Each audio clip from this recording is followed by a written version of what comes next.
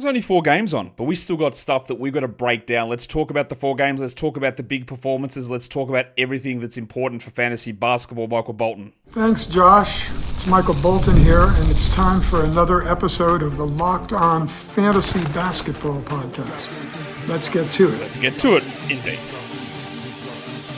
You are Locked On Fantasy, your daily NBA fantasy podcast. Part of the Locked On Podcast Network, your team every day. Hello and welcome to the Locked On Fantasy Basketball Podcast, brought to you by Basketball Monster. My name is Josh Lloyd, and the Music Dance experience is officially cancelled. I'm also the lead fantasy analyst at basketballmonster.com, and you can find me on Blue Sky, joshloyd.bsky.social, on Twitter at redrock_bball, on TikTok at redrock_bball, and on Instagram at Locked On Fantasy Basketball. Thank you for making Locked On Fantasy Basketball your first listen every day. We are free and we are available on all platforms. Also, check out lockedondaily.com. That's where you're going to find the best newsletter for your favorite NBA team. It's lockedondaily.com. Jump in and jump over. Right, 4 games on Tuesday. It's World Glaucoma Day. So check your do your glaucoma checks, especially when you get older. You don't want that cloudy vision. You want a 50-50? 50-50? No, 20-20. 20-20 is the right term for vision, isn't it? Not 50-50. That's a different thing altogether. All right, let's just start this show off with a little bit of news that we got to cover, especially for tomorrow. We got the update on Jeremy Grant, the Ides of March. They are unstoppable, aren't they? Because Grant, I thought, may have just been sitting on the back-to-back, but no, he is doubtful again, and he's the only one that seems to be copying it. It must be in his contract. I can play 5% of March games forever. I don't get it. I don't understand. He's questionable, but Matisse Thybulle might be back. Rob Williams might be back. Okay.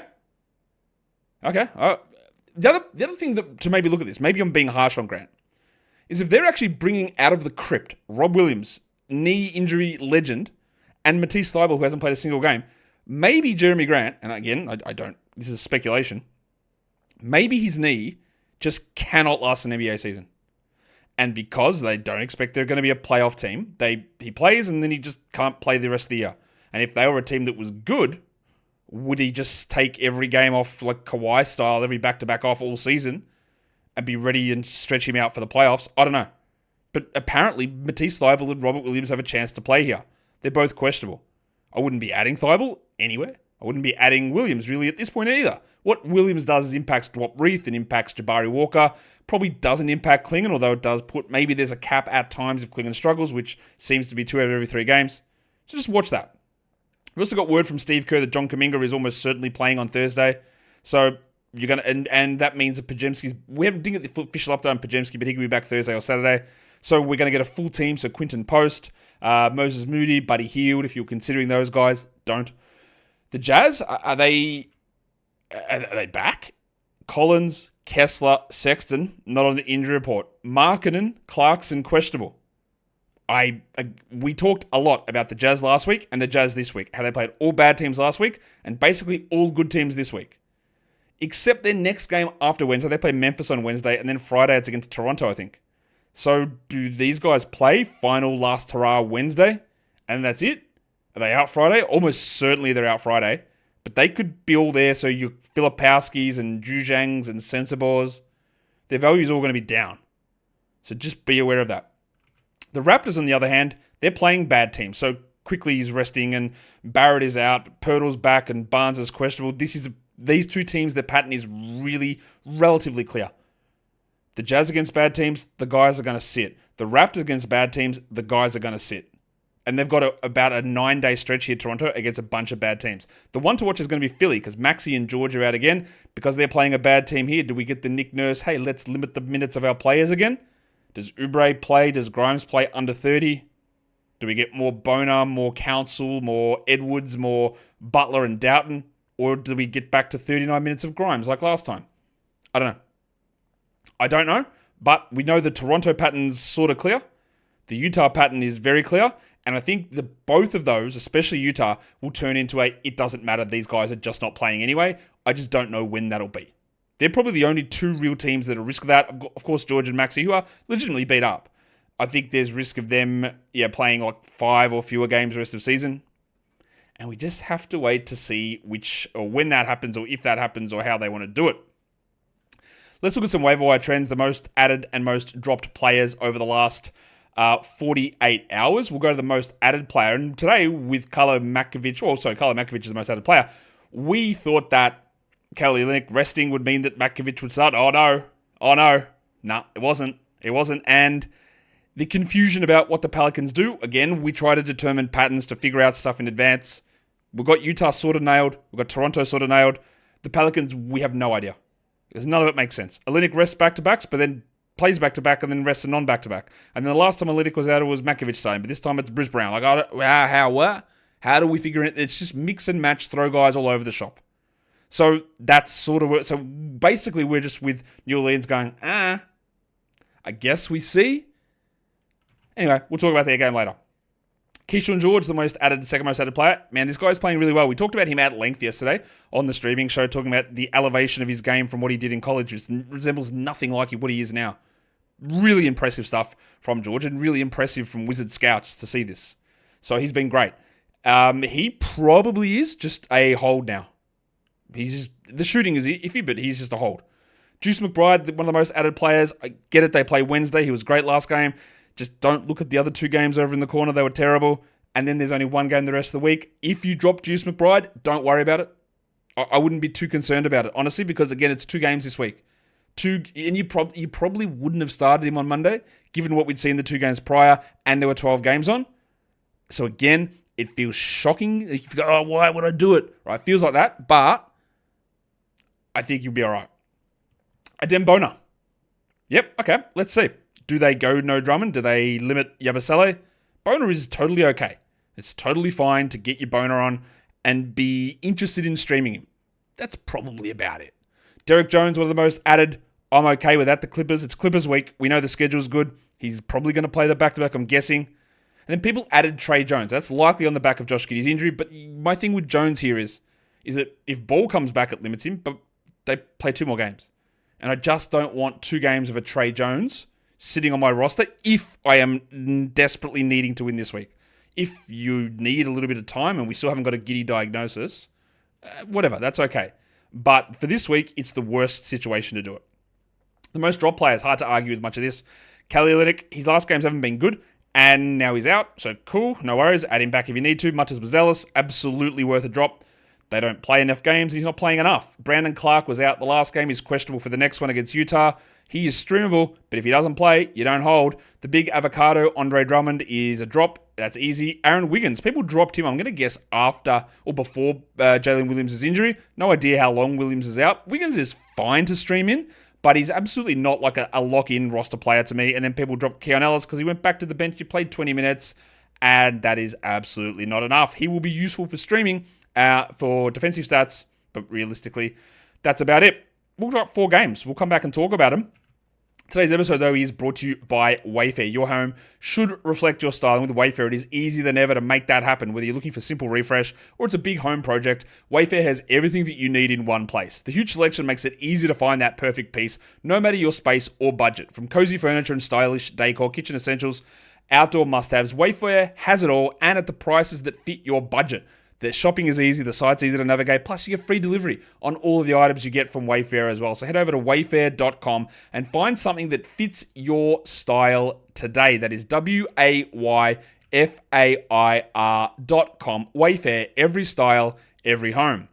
Today's episode is also brought to you by our sponsor, Intuit TurboTax. Taxes was waiting and wondering and worrying if you were going to get any money back, and then waiting and wondering and worrying some more. Now, Taxes is just matching with a TurboTax expert who can do your taxes as soon as today. An expert who gives your taxes their undivided attention as they work on your return while you get real-time updates on their progress so that you can focus on your day. An expert who will find you every deduction possible. They'll file every form and every investment and everything with 100% accuracy. All so you can get the most money back guaranteed. No waiting, no wondering, and no worries. Now, this is taxes. Get an expert now on TurboTax.com. Only available with TurboTax Live full service. Real-time updates only in iOS mobile app. See guaranteed details at TurboTax.com/guarantees. All right, we can get in now and talk games. So we'll start off with the first game of the day, probably couldn't really find a better place to kick things off than that. It was Brooklyn. It was Cleveland. The Cavs win it 109-104. So the Cavs have had that game where they snuck in over the line the other day against Charlotte. They just beat the Brooklyn Nets here. So while they keep winning, which is what you want to do, there's been a couple of games which haven't been as easy, I think, as you would want as a Cavs person. But that's okay. The Nets on the back-to-back, Cam Thomas returned, D'Angelo Russell sat. So what we got was Noah Clowney playing both games. We got Cam Johnson playing both games, even though he sat a random one on the weekend. But the ones that we expected to guaranteed, not quite TurboTax guaranteed, but guaranteed, was Russell and Thomas going to sit, then they'd probably sit the back-to-back on the weekend as well. Let's start with Cam Thomas, who moved back to the starting lineup and played 32 minutes. So we are back to full go now for Thomas. 27, 1 and 3. That's Cam Thomas. 0 steals, 0 blocks, shot 22 times. It's a solid line. It's not great, but it's solid. And then Cam Johnson played just 28 minutes, 17 and 5, 5 assists, 2 steals and a block. He just keeps on keeping on, not at the same level at the start of the season, but producing good numbers. Noah Clowney came back. He did sprain his other ankle in this game, but was able to return to the game. He had 12 points with 3 threes, no rebound, or 1 rebound and no defensive stats. So pretty disappointing, but I'm still holding out a little bit of hope. But I'll tell you what I'm not holding out hope for. Kyshawn Johnson. He played 29 minutes. That's great. He will almost certainly come off the bench in the next game. He had 1 point. He did have 7 rebounds. He had 2 assists and he had a steal. We missed all 4 of his shots. And look, I think it's fair to acknowledge he's not very good. That's okay. If you've got him and you streamed him for the value of 5 games and you've based your whole plan about getting 5 games out of that slot, you can't really do much about that. But this is like, we're not holding long term. I'd be very worried about Ziaire Williams for this particular reason. His last 2 games have been good. He had 14 and 6 with 4 threes and a steal. That's pretty good. And because it's Ziaire Williams, I'm expecting a couple of 22% shooting nights coming up. But again, the role is relatively secure. It was a better Day'Ron Sharpe game. 8 and 7, 19 minutes and a steal. But we are not getting top 100, top 50 Day'Ron Sharpe unless Claxton is out. Very straightforward. They are not benching Claxton. They're not splitting minutes. None of that's happening. So Sharpe, again, it's 5 games. That's the value. And otherwise, we move on. Jalen Wilson didn't do much. What about my man Tyrese Haliburton, who was very good last game and was not very good here? 5 points, 25%, 2 rebounds, 2 assists. If you added in a deep league, it's for the 5 games, so you got to persist with it, even though 2 of them are done. But that's also the other thing with 5-game weeks, right? Is we go, well, they've got a 5-game week. And it's an easy surface way to look at this stuff and to assess it and to analyze it. Well, they've got a 5-game week. But like I said the other day, I said, that's great. But if you don't start them on Monday, it's a 4-game week, right? So not as good anymore. And now we're in a situation where they've got 2 games done, okay? So they've got 3 games for the rest of the week. And about 20 teams in the NBA have 3 games from Wednesday onwards. So now the Nets' schedule is the same as 2/3 of the league. The difference there is if you've planned your week about getting 5 games from one slot with 1 move, you can't really do much with like that. You've got that advantage now already. So you'd have to waste another move to get somebody in with the same amount of games. So they're already maxed out games for everyone in this position, right? But now they have no advantage over other teams. If you're starting fresh now, the 5-game week means nothing for Brooklyn because we've already seen 2 of their games done. So like 19 other teams, they play 3 games. So they don't have an advantage. So adding Ziaire or Keon now has no advantage over other teams, over the majority of the league. And often, I don't think we make that adjustment fast enough. And I hope this was fast enough. Claxton was fine, 9, 4, and 4 with 2 blocks, but obviously nothing super exciting that gets us fired up. Let's talk about the Cavs side of things, because Donovan Mitchell was out in this one, dealing with a groin issue. I'm not really concerned that it's serious, but he was out, there was no Hunter, and there was no Jerome. So I guess I should give them a little bit of slack, losing those 3 key rotation players. Garland, who had been struggling a little bit, and I talked about him on the not T or BL show today. I talked about, I'm being a dickhead, because people just always get upset if you say the trade deadline's passed and you've got buy lows. I don't, I'm just talking about guys struggling. Garland was on that, and I said, would I hoped he would have bumped up a little bit more, but he hadn't, and today he did. 30 and 4, 8 assists, 4 steals, 3 threes, big volume, great, love it, fantastic to see. They started Isaac Okoro, and predictably he did nothing. 6 and 5 with 2 steals, he just is not it. But what we did get is Craig Porter Jr. Again, this is a deeper league double onyx. He played 14 minutes, 7, 4, and 3. Porter's a guy that makes stuff happen, but also again, before you get interested, and there'll be the idea or the thought that percolates in somebody's brain They'd be like, oh, the Cavs are so good. They're so far ahead. They will rest guys a lot. So maybe Porter is going to be worth it. But look what, it required 3 guys out here. And it is possible that there are multiple games where they rest 3 players. That is possible. It's not going to be every game. And even in that game, he played 14 minutes. So don't get too far ahead of yourself. 21, 9, and 6 for Mobley. Jarrett Allen played 34 minutes, 23 and 13. Revenge game, I'm guessing. And Sam Merrill had 6 and 6. Not a lot else going on there, but the Mitchell being out hurts. And then, again, I don't believe that you hold Hunter. I don't believe you hold Jerome. They could be back in the next game. This was a rest here for Ty Jerome, but again, I don't like the idea of a 7th man who relies upon out of your brain type shooting to get a number that makes him your 9th best player. But, sometimes that's just me. Let's go to the next game, the second game. The Detroit Pistons cooked the Wizards 123-103. And something happened with Washington which I did not expect to happen. Bilal was out with that back injury that turned into hamstring tightness because, all right, whatever. I just thought that meant that they'd keep Bub Carrington in the starting lineup. Nah, to the bench for Bub. So the way that they handle him this season is very, very weird. Now, I would say it's undeniable that Kyshawn George has been better than Bub this season. I still think Bub's probably a better prospect because a guy that can be an on-ball guy is always going to be a better ceiling prospect than an off-ball wing defenderish type that Kyshawn is. But they are clearly just saying, Kyshawn, you just roll from here, and Bub, we're going to jerk you back and forward. In a lot of cases, getting a back and forward jerk works well. But in terms of Bub's development, I'm not really sure where that lands us. So as for Carrington, he still played 31 off the bench. He had 15, 3, and 3. And honestly, that qualifies as a good game for Carrington. Is it enough that I want to roster him? I don't think so. I don't think that he's anything past a stream guy. George, on the other hand, 31 minutes, 12, 5, and 2, 3 steals, 1 block, 2 threes. The bloke just keeps doing everything. Now, I would like to get more usage out of him. That's probably the thing holding him back, that and shooting. But at the moment, he's just a guy we lock into. Jordan Poole played only 26 minutes. Again, was a blowout, but they are also keeping his minutes down. Note that. 15, 5, and 3 for Poole, while Middleton played 23 and had 8 and 3. And Middleton had been playing well prior to that. But when the downside is this and the upside is 24 minutes, that makes it not a hold. Also, Alex Sarr, last game was great. But I believe the caveat we gave in that last game was, look who he's playing. And he had a good one. He was fantastic in that game, but the opponent matters a lot at this time of the year. When you're trying to, I think it was, I'm just double checking, brain, figure it out, what is it? I think it was Charlotte. Just waiting for my screen to load up as well. Was the last game against Charlotte? Double check. No, Toronto. 16 and 11. So he went on a 21, 5, and 4 against Utah streak, 10 and 14 against Toronto, 16 and 11 against Toronto, and then was terrible against Detroit. But, of course, in those games, he shot over 40% once in his last 6 games. Sorry, over 37% once. Bro, that's an easy jack. That's, we can easily move on from Alex Sarr, who I still like, but he has definitely not taken the steps forward in the second half of the season that I would have hoped. It's not happening. I sort of buried the lead here when talking about them bringing Bub Carrington or not keeping him starting. They started Chris Middleton over him, but Justin Champagnie is the one that got the start.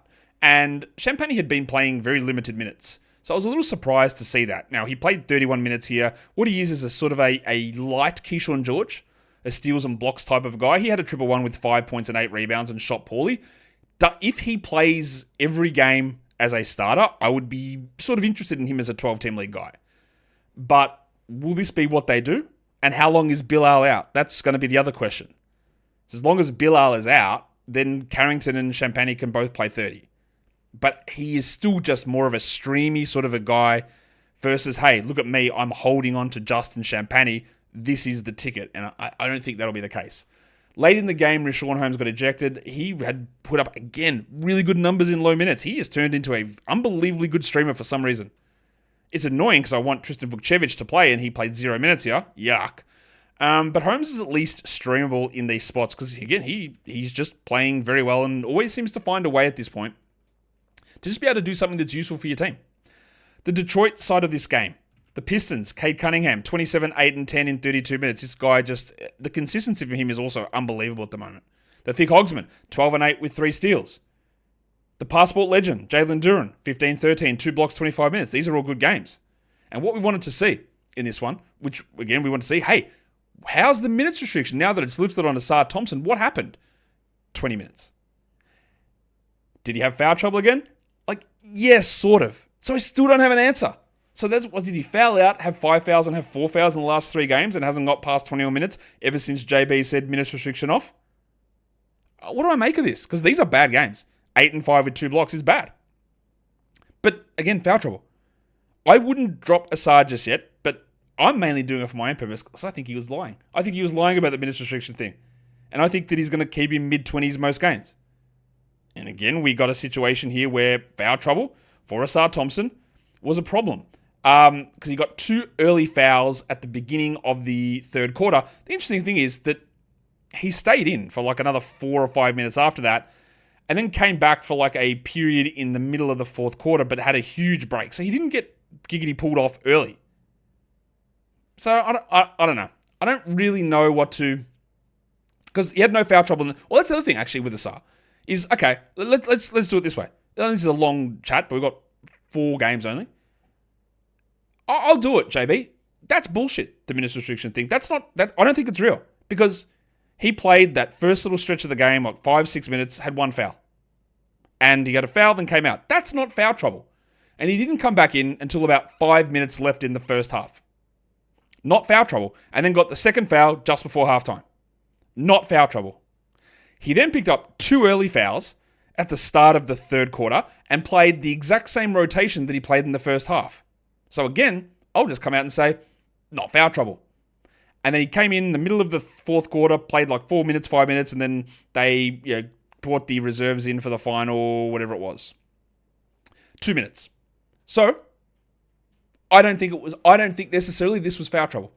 I think that the no minutes restriction thing and the minutes restriction situation was a manipulation of the true scenario. There you go. Solved. Just call me Matlock or Columbo or any other 1970s TV detective. Leaky Beasley only got the 22 minutes. He had 4 threes, though. We know who he is. While Dennis Schroeder had 11, 1 and 4 with a steal and a block. Useful for streaming. Absolutely not for anything more than that. We'll come back with the other 2 games. Before we do that, I'm going to tell you that today's episode is brought to you by Skims. Skims makes men's underwear. If you've ever dreamed of just having it's like sitting on a cloud, except you don't fall through it to your death 10,000 feet below. It's just the comfort of the best underwear you can find. You don't know how many styles they've got. Briefs, if you wanted to show off those hip bones. Boxer briefs, if you want to be a little bit more reserved, but still show off the curves. Boxers, if you're more of a free, loose, and hanging guy. That's okay too. The cotton material, breathable. The stretchy, I'm not even going to say, I don't want to say the word here because maybe it's a trademarked material that I can't use, but that stuff that's inside running shorts. They got that as well. Colors, cuts, sizes, lengths. We love it all over at Skims. So why don't you shop Skims Men's at skims.com or at Skims stores, and you let them know that we sent you. After you place your order, select podcast in the survey and select our show in the drop-down menu that follows. Also do it in store. Tell the cashier. Tell them where you came from. You can even just chuck a link to the YouTube channel as well while you're there. That might help. Skims is the official underwear partner of the NBA, WNBA, and USA basketball. Let's do the next game. What a banger! What a finish! The Bucks lose to the Pacers after a game-winning and one 3-point shot from Tyrese Haliburton. 115-114 is the final score here. The Bucks rolled in with the same starting lineup that they've been going with. No real reason to change that up. Brook Lopez had, after Doc said he's got to keep the minutes down, Brookie, he played 36. He had 23 and 7 with 2 threes on 82%. And this has been the case with Brook all season. There are patterns, but we can't really tell what's going to happen. He'll have a 36-minute run for 4 games in a row. Then he'll play 27 minutes for 5 games. And it's all over the place. But what we know is there's going to be ups and downs, and it's going to sort of go back and forward like that. Yanni, only 19 points, but he had 17 with 7 assists, while the artist formerly known as the amino acid legend Taurean Prince played 34. And if you stream Taurean Prince today, well done. It will not get better. 18 and 6 with 4 threes on 44%. He took 16 shots. He led the team in shot attempts. Bruh. Okay. he just remains a stream guy for threes in desperation stakes, which I guess today was. Not a good Damian Lillard game, 15 points on 14 shots. The 11 assists are nice. And guess who sucks? Kyle Kuzma. 9, 4, and 2, 31 minutes. Do you want to jack somebody off? Get that garbage out of here. I say that because it was funny, but mainly also the other thing to note is they still have like 3 games this week, 3 more quality games. But like I've also said earlier on with the Nets, so do 19 other teams. And I keep saying 19. Is that the actual number? Let me use my advanced Terrence Howard math skills and have a look. I actually eyeballed that 100% correctly. W eyeballs. So yeah, there are 19 other teams now with 3 games. Because the Bucks, the Clippers, and the Nets were one of 3 teams with 4 quality games this week. That's an advantage, clearly. But the advantage is gone now. 20 other teams share that same, or 19 other teams share that. Or 17 if you want to count those 3 separately. Whatever. There are 20 teams total with 3 games. But again, if you've planned it out that you need the 4 games from that slot, it does become harder. But if you can get off of Kuzma with moves because you've saved them up and your plan doesn't require it, do it. He is not, as an aggregate player here, a 12-team category guy. Points leagues, I can sort of see it. But also, this is part of that thing where it can be easy to make it a call, and I like to go a little bit deeper than the surface. I'm a big digger, big mole legend over here. I like to dig a little bit deeper because the surface thing is Bobby Portis is gone, Kuzma's usage is going to go up. All right, that's the easy way to look at it. High usage guy out, Kuzma's going to have to do more. My analysis on that was cool, but Kuzma plays with Giannis and Lillard. He doesn't come off the bench with Portis, so still the majority of Kuzma's playing time is going to be him being a third fiddle, having to do things that a team player does, and unfortunately, he doesn't do those things. So that is why he's not good. And he still can't get the efficiency going. Like this, that is a horrific line from this guy. What an unbelievably dreadful season. And I was actually not against drafting Kuzma this season. I thought, okay, he'll still be able to put up some okay numbers in Washington. That's fine. It's been, absolute whiff, completely wrong on what Kuzma could do. He's shocking. Bye-bye. AJ Green had 2 threes, big boom AJ. Kevin Porter had 9 points. No, absolutely not with him. 9 with 3 threes for Gary Trent. Remember, if you stream these guys because of the 4 games, we're down to 3. They're nowhere near good enough to be 12 or 14 team league players. Not close. But if it made sense to get 4 games with 1 move, you can hold. If you've got a move in your back pocket, they're nowhere near good enough. It's not even close to being good enough. Let's talk about the Indiana Pacers side of things because Haliburton was back. So that meant that Benedict Mathurin went back to the bench. The last time we saw Mathurin, he was dreadful. The time before that, he was good. So what Mathurin do we get in this game? Well, we got okay Mathurin. 17 points, 4 rebounds, 1 assist, 3 threes. But he played 22 minutes. And that's your red flag. I need 27 Mathurin minutes. I need 28 Mathurin minutes for me to care enough in 12s. He scored well, all well and good. And streaming him on a day like today absolutely makes sense when nobody else is playing. But he's not close to a 12-team league guy. Nembhard loses value with Haliburton back. Easy call. 10, 2, and 3. Neesmith loses value with Haliburton back. Easy call. 9, 4, and 1. Nembhard, Neesmith, Mathurin. This is the original TMC, the Mathurin Collective, I named it. Just a bunch of wing guards who are spud enough that if someone is out, they can step up and just put their head around the corner of the top 100, go, hey, have you seen me? And then it gets slammed in their face, go, you're not welcome here, get better shoes. They're not good enough to hold into those spots. And the thing with my whole plan on streaming all through this time, again, if you're in a league where streaming isn't working, there's a different story. And some of these guys have some value. But I can find 30 guys that fit a similar enough profile that if I can get double the games out of using that slot, it makes no sense to have these players. When we saw Mathurin out, then Nembhard and Neesmith did better, and it was great. We saw Haliburton out, and they were better. But when they all play, there's not enough. And I think it's clear. 25, 12, and 5 for Siakam. And also, what about the big fella, TJ McConnell? 12 points, 7 assists, 4 steals, and a block. That's a great game. He's a stream-level player, probably more 14 when they're healthy. And that's just an outlier performance that has no real replicability. Only 28 minutes for Miles Turner in this one. You hope for a little bit more than that most nights. He did have some foul trouble. He had 4 fouls. But again, actually, you know what? Again, I lie. Not really. I mean, he got his 3rd foul, and Rick Carlisle fouled him out, of course. Got his 3rd foul early enough in the 3rd quarter. But, bro, why would you take a guy out with 3 fouls in the 3rd quarter? I don't really get that. Anyway, fine. They win the game.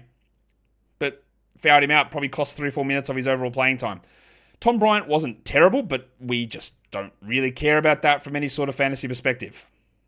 All right, let's do the last game, the Pelicans and the Clippers. The Pelicans win. 127-120 is your final score.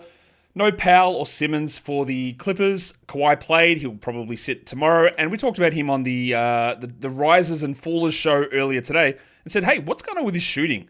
He hit 60% from the field here, so that's a W. But again, a bad free throw night?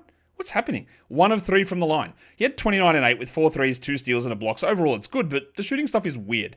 Jim Harden, what a weird season it's been for Jimmy, who started out the season absolutely on fire. He was a draft day steal. He had a bit of a slump in the middle, towards the middle to second, third, or the third of the season around that All-Star break period. And now he's unbelievable. Top 7 player over the last 2 weeks. 25, 4, and 17 with 2 steals. 9 of 9 from the line. We're not quite prime Harden, but he is going to end up as a first-round player this season, which is actually ridiculous. Zubac's also one of the biggest draft day steals, 19-11 with 5 assists and 4 blocks. And we actually got a good Chris Dunn game, which is great because this is Clippers week. And attacking Dunn for volume of games was a perfectly and very good strategy, one of the ones that I used in the streaming plan. And he absolutely delivered. 11, 3, and 5, 3 steals, 31 minutes. And tomorrow, no Powell, no Simmons, probably no Kawhi. Let's hope it sticks. Batum wasn't great, but again, this is about Clippers week accumulation. 8, 2, and 0, 2 threes, 1 steal, 2 blocks. Doesn't look good on the surface. But getting the extra games in for him makes a little bit of sense. Derek Jones was not that good. 11 and 3 was fine. Block is all right. And Bogdanovic, what has happened here? He played 37 minutes a night the other week ago. And now he played 16 minutes. He had 8 points. He is absolutely unreliable. But again, if you did stream him in, you hold for tomorrow because Kawhi's going to be out. And we'll see what they do. But he went to like barely playing, low minutes, huge minutes, and now back to low minutes again as they sort of fallen out of favor. We had 20 minutes from the Farmers Union, Amir Coffey. He had 9 points with 2 steals. It's fine. Again, it's just volume stuff for deeper formats. Onto the other side of this equation, we're talking the New Orleans Pelicans because they remain a confounding team. But we got to win. They returned to the lineup. CJ McCollum and Zion Williamson, who both sat out the last game. Replaced Jordan Hawkins goes to the bench. Kelly Olynyk was out resting. But this one, not Kala Makovic starting. Not Jose Alvarado starting, who went to the bench. It was Bruce Brown. Again, how? Why would we be able to know that? Brown played 30 minutes. He had 12, 5, and 5, which is like reasonable. I still don't really care about it because the roles and the production's all over the shop. What I do know is that you don't care about Jordan Hawkins outside of single game streaming. He had 11 with 3 threes. Yves Missi, also absolutely not a must roster player. He can be. If low scoring and rebounds and blocks is all you need, then fine. He had 8 rebounds and 2 blocks, but overall the production's bad. 60 from the field, 60 from the line, 6 attempts only, 1 assist. The production from him has just not been good for months. You can hold him if you want, but it is only for very specific scenarios. Ken Murphy took 19 shots. He had 21 and 4 with 2 steals and 3 threes. It's pretty good. I still like a little bit more efficiency from him. While my man Carlo Makovic, who I thought would be in line for a big game today, not really, but he did have 20 minutes, 15 and 4 with 2 blocks. So that's actually awesome. For the low minutes, I like that. He is hard to rely upon if they're going to be going back and forward in terms of who starts and if he doesn't start enough. But if he have a lot, and my take on him preseason was I think that if he starts, we're talking top 120 easy. And I think from his level of play, that's been borne out. The problem is he just never plays enough. So we just keep an eye on it. If we see a spot where he is going to start for multiple games in a row, we're in. Zion, what a great, especially second half. 22, 10, and 12 with a block. 6 of 6 from the line. 62 from the field. This guy is putting up numbers, which again, I swore off him earlier in the season. I don't know how I'm going to be able to do it. I don't. I know the reason is medical. The reason is the significant hamstring tendon issue in one leg 3 or 4 times already. But man, he looks good. CJ had 23, 3 and 7 with 3 steals and 5 threes. And actually, there's nothing to nitpick with CJ here. Usually he has a game where there's a random big blow up or a random what happened there. But no, this is all pretty good. And Alvarado was solid enough. actually pretty good. 14 with 4 threes, 4 assists, and 2 steals. Only 25 minutes. An absolute must in 14-teamers. 12, it is borderline. Because, again, the role is just all over the shop. But if you're going to produce like that in limited minutes, I'd love it. Doing that is harder to do than saying if you're going to do it, if you catch my drift. Mo Bamba also got 15 minutes. For those of you who are big into the Mo Bamba scene, he has 7 rebounds with a block, and he remains, honestly, just quite very, very bad. Should we talk about the lines of the night? We probably should. The monstrous line of the night, well, it's only one way I'm going here. It's James Jim Harden. 25 points, 17 assists, 2 steals. Your waiver wire line of the night, he also gets by with assists and steals. It's a man in Indiana, Timothy John McConnell, who you wouldn't have really thought to stream him today with Tyrese Haliburton back, but he got it done. Don't get suckered into that. The young gun of the night, it is my man. It is the big fella. It is the Pelicans' backup forward center, Carlo Makovic. 15 with 4 rebounds and 2 blocks in only 20 minutes on 86% shooting, which of course will come down. And the dud of the night, we've got to go to the nation's capital. Not my nation, but yours. Or some of you anyway. Chris Middleton, 8 and 3, 22 minutes. Doesn't play every game. Limited to 24 to 25 minutes. That's not a rosterable guy. He stunk. He's still rostered on plenty of different spots. And you don't have to do that. But what you do have to do now is drop a thumb. You drop a bang. You need to celebrate World Glaucoma Day by getting your eyes checked, I guess. Thumb up the video. Double bang. Leave a comment. Leave a positive comment to yourself. Leave a positive comment to a friend. Leave a positive comment on this show. Guys, we are done here. Thank you so much for listening, everyone. See ya.